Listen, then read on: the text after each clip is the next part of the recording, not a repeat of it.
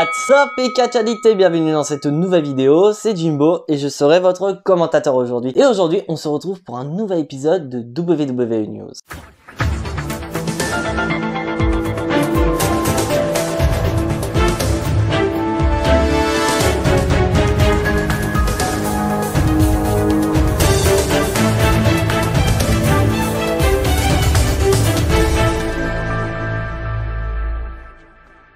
Et donc, au travers de cette vidéo, on va parler de news notamment par rapport au Royal Rumble, on va parler de Jeff Hardy, on va parler de Triple H et on va s'accorder deux petites parenthèses, mais je vais pas vous en dire plus, restez jusqu'à la fin de la vidéo pour voir les deux parenthèses qu'on va avoir dans cet épisode de WWE News. Vous êtes prêts? Que les news commencent. Donc là déjà, on va commencer par malheureusement un décès parce que comme j'ai rappelé lors de ma dernière vidéo, nous avons appris le décès du Hall of Famer, le francophone Pat Patterson. Donc Pat Patterson qui est connu dans le monde du catch comme étant le premier champion intercontinental de l'histoire et surtout le créateur d'un match qui allait devenir légendaire qui est le Royal Rumble match.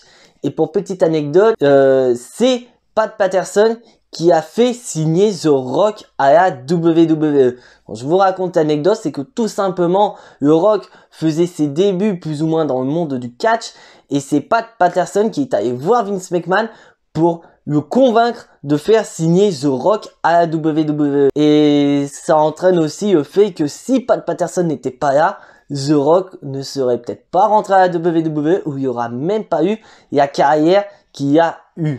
Donc là, on a parlé du créateur du Royal Rumble match. Donc là, on va parler du pay-per-view Royal Rumble.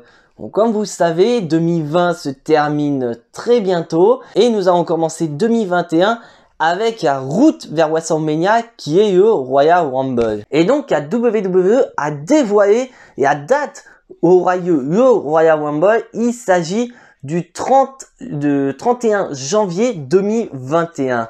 Et donc la question que tout le monde se pose, c'est est-ce que la WWE pourra accueillir des fans lors de cet événement?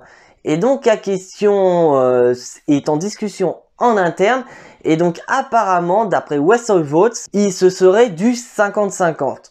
Donc en gros, c'est tout simplement c'est que les prochains mois vont être décisifs dans la décision de la WWE d'accueillir des fans ou non au Royal Rumble. Et je tiens à rappeler qu'à partir du 11 décembre prochain, la WWE ne sera plus au Hawaii Center dans son Thunderdome, mais il restera quelques temps au Performance Center pour pouvoir déménager dans leur nouveau stade. Et donc comme j'avais dit dans mes précédentes vidéos, je pense aussi que la WWE a choisi un stade de baseball pour pouvoir accueillir un minimum de fans. Et d'un côté, j'y comprends parce que moi personnellement, le Royal Rumble est quand même un show mythique, notamment avec les Royal Rumble match, avec les retours magiques qui sont propres au Royal Rumble.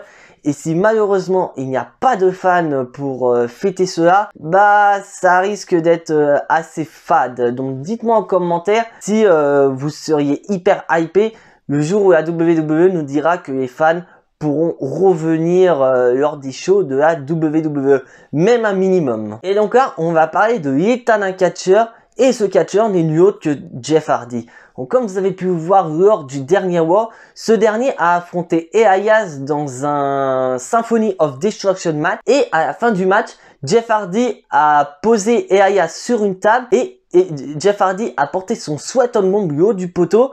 Et quand vous voyez bien les ralentis, au moment où la table se brise, la tête de Jeff Hardy a heurté les escaliers en acier mais de manière violente. Donc Jeff Hardy a été checké par les médecins de la WWE immédiatement après le match, de peur que ce dernier souffre d'une commotion cérébrale. Et donc nous avons eu les informations, on a évité la catastrophe. Jeff Hardy ne souffre pas d'une commotion cérébrale, au contraire, il n'a rien, plus de peur que de mal. Mais pour être honnête, j'en ai parlé dans ma review de Raw, je ne voyais pas du tout l'intérêt à Jeff Hardy de prendre de tels risques, sachant que la rivalité en soi était très fade. Et donc là, on va continuer donc par rapport à Jeff Hardy, par rapport à un show de la WWE qui aura lieu ce week-end. Et c'est le show qui rend hommage aux soldats américains. Donc c'est WWE Tribute to the Troop. Et donc la WWE nous a dévoilé la carte de ce show. Donc pour le moment, nous avons Drew McIntyre contre The Miz. On ignore si le match est pour le titre de la WWE. Et nous avons un match à 5 contre 5. Donc les équipes, je vais vous les dire. Donc d'un côté, nous avons Dolph Ziggler, Robert Roode, King Corbin et Elias et le champion intercontinental Sami Zayn. Et de l'autre côté, nous avons les champions par équipe de SmackDown, les Street Profits, avec Daniel Bryan, Rey Mysterio et Jeff Hardy. Et nous avons également un match tag team avec d'un côté Sasha Banks et Bianca Belair contre Bayley et Natalya. Mais franchement, je vais pas regarder ce match, ou si vraiment je regarde, je ne pense pas que je vous ferai de review sur la chaîne.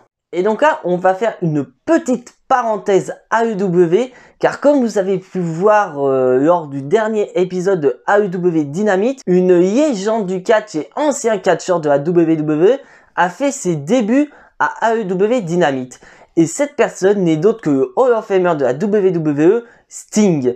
Et franchement, quand j'ai vu ça, j'étais abasourdi, car aucune rumeur, aucune information n'a fuité sur les débuts de Sting à la AEW. Et je vous dis aussi que même en interne, très peu de personnes étaient au courant sur l'arrivée de Sting à la AEW. Et là, tout le monde a eu plus ou moins des réflexions un peu mode WWE par rapport au fait que Sting est une légende il y a 61 ans, et de peur que ce dernier aille voler la vedette à des jeunes superstars de la AEW qui sont en montée, comme par exemple Darby Allin. Bah moi personnellement, je suis pas tout à fait d'accord, parce que AEW et WWE n'ont pas la même gestion de légende entre les deux fédérations. Parce que c'est vrai que beaucoup de gens ont peur que la AEW nous fasse le syndrome de Goldberg.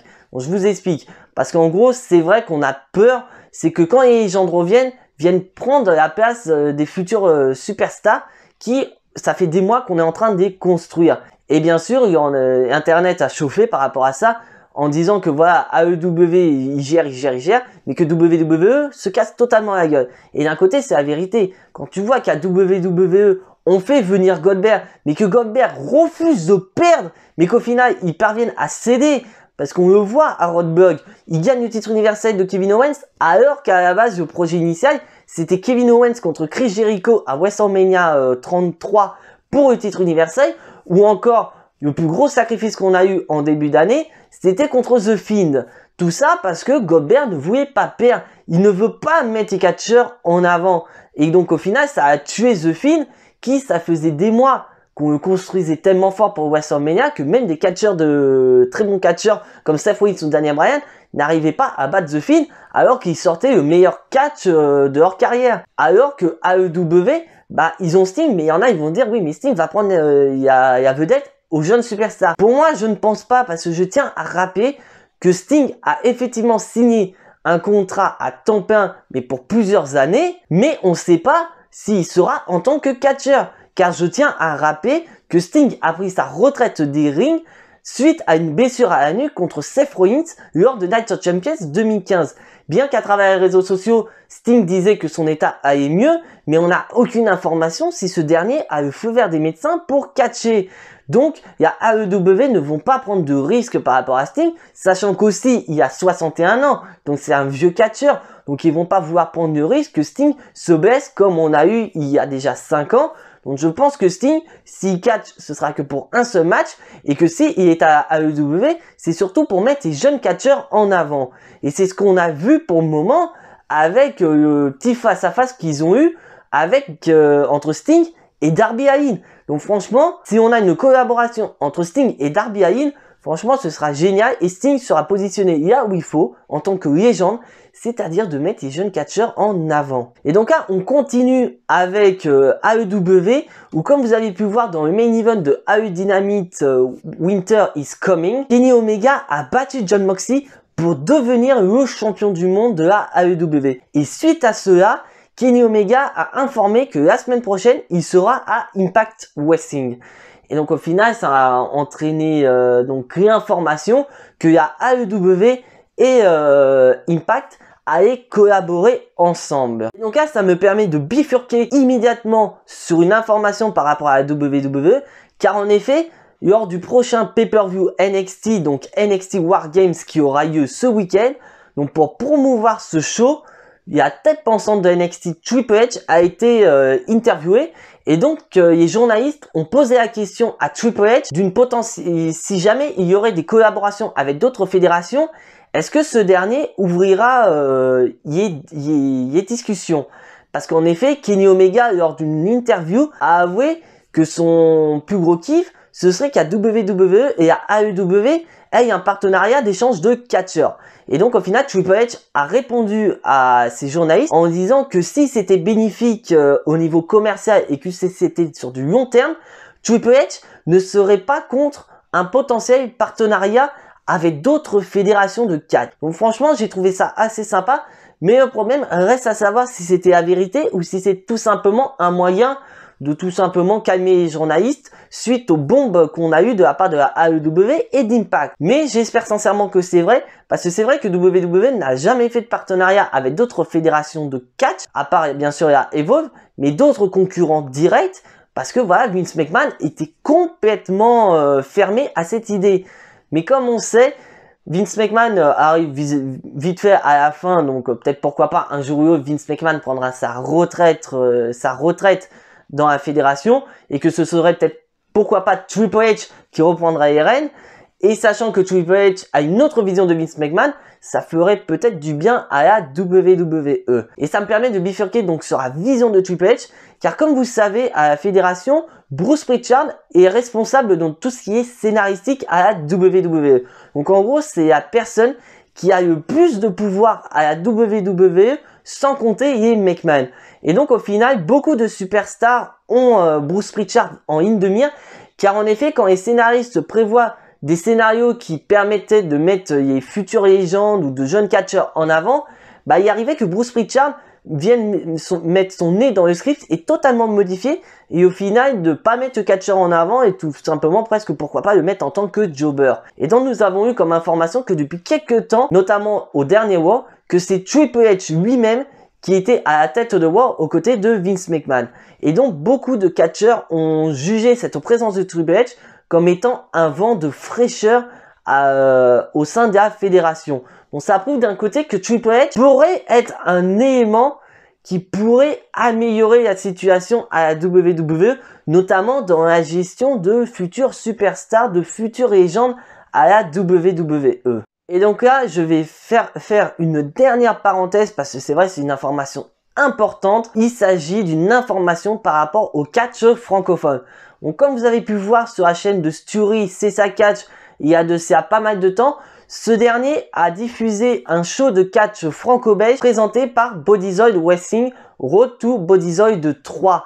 Un show qui a été animé par notre cher Hal de la chaîne So Catch by Hal 2. Donc je vous mets le lien de sa chaîne YouTube en description, qui est une très bonne chaîne YouTube. Et donc cette fédération nous a annoncé via son compte Twitter que la fédération Bodyzoid Wrestling va diffuser leur show à la télévision en prime time. Donc en gros, vous aurez donc, comme vous voyez sur l'image que je vous mets juste ici, vous avez des dates de diffusion et vous avez la chaîne qui diffusera Bodyzoid Wrestling. Et franchement, je trouve que c'est une information tellement importante que je devais en parler, car c'est avant tout quand même du catch francophone. Donc c'est quand même du catch qui est proche de chez nous, c'est franco-belge. Donc faut soutenir le catch national. Et que personnellement, j'ai vu le show Road to Bodyzoid 3. J'ai super kiffé ce show, c'était excellent.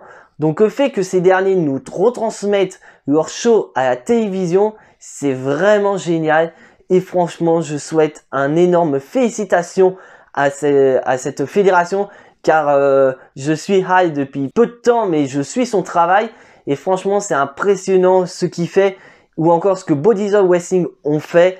Et franchement, c'est le début d'une longue carrière de la part de cette fédération. Et j'espère tout mon bonheur que cette fédération va évoluer avec le temps et devenir pourquoi pas une grosse fédération et une fédération référence en Europe. J'espère sincèrement, car en plus, on a des bons catcheurs qu'on a eu lors de Bodyzoid Wrestling. Donc on a eu notamment Tristan Archer qui a été présent à la WWE, qui avait fait le Cruiserweight Classic Tournament en 2016. On a aussi Aigle Blanc et tant d'autres. Donc c'est vraiment super intéressant. Et moi, je vous conseille de regarder ces shows parce que c'est impressionnant. Ça sort du cadre WWE, je suis d'accord. Mais c'est génial, c'est du catch franco-belge. C'est excellent, je n'ai rien d'autre à dire par rapport à ce show. Et bien sûr, soutenez un maximum les autres fédérations. Parce que là, je vous parle de Bodyzone Wrestling. Mais il y a aussi d'autres fédérations françaises et belges qu'il faut aussi soutenir. Donc voilà, cet épisode de WWE News est officiellement terminé. Si tu n'es pas abonné à la chaîne, je t'invite à t'y abonner, à activer la petite cloche pour être notifié des prochaines vidéos. Et surtout, lâche un maximum de pouces bleus qui fait plaisir à la chaîne. Et on se retrouve demain pour la review de SmackDown. Et pour information, je serai présent au Thunderdome. Donc si vous me voyez au Thunderdome, n'hésitez pas à m'envoyer des petits messages sur Instagram, Twitter. Je vous mets bien sûr tous mes réseaux sociaux en description. Et donc en attendant, soyez tous très fiers d'être des catch addicts.